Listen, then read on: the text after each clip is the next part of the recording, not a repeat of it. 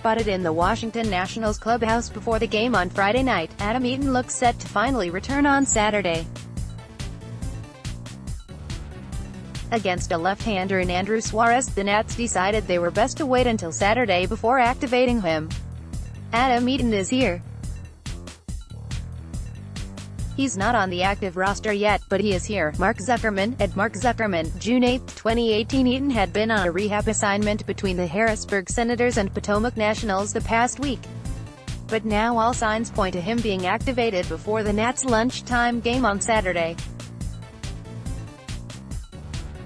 While rehabbing, Eaton had gone just 3 for 17, but he did hit a 2-run homer with the Nats. It means that they'll need to ease the outfielder back into Major League pitching. But he'll be a huge addition to a lineup that's been consistently inconsistent this season. More from District on Deck. Eaton was arguably the team's best hitter before going on the DL in early April. So far in 2018, he's hitting .345 with 2 homers and an OPS of 1.079. With his recent injury history with the Nets, that's caused him to miss the bulk of 2 seasons. Expect them to play it cautiously to start off.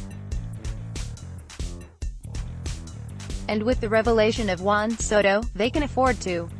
During his 7 rehab games, he played 3 in center field and 4 in left field.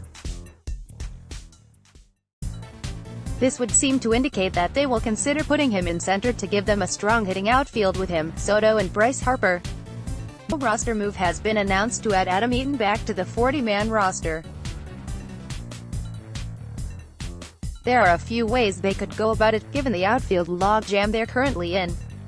In the short term, they could place Daniel Murphy on the 60-day disabled list, given that it wouldn't affect when he can be activated. Then they could option Adrian Sanchez back to AAA Syracuse. This would leave short of a reserve middle infielder, but it allows them to keep their best healthy bats on the roster.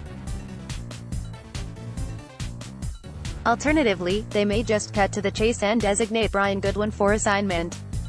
This is probably a move that will probably happen at some point, but it's a question of when it will happen. Goodwin unfortunately seems to be the odd man out in a crowded outfield. The Nats could likely still get something in return for him, but by DFAing the outfielder, they lose a lot of leverage. The least likely option is optioning Juan Soto back to the minor leagues, but don't rule it out. If he wasn't hitting the cover off the ball, then they would send him down to ensure he plays every day. But with the way he's swinging the bat, he's earned a regular spot in the outfield at the big league level. Adam Eaton's return is a huge boost to the Washington Nationals as the spark plug we saw at the start of the season. The Nats are also glad to have the luxury of being able to ease him back into action. Welcome back, Mighty Mouse.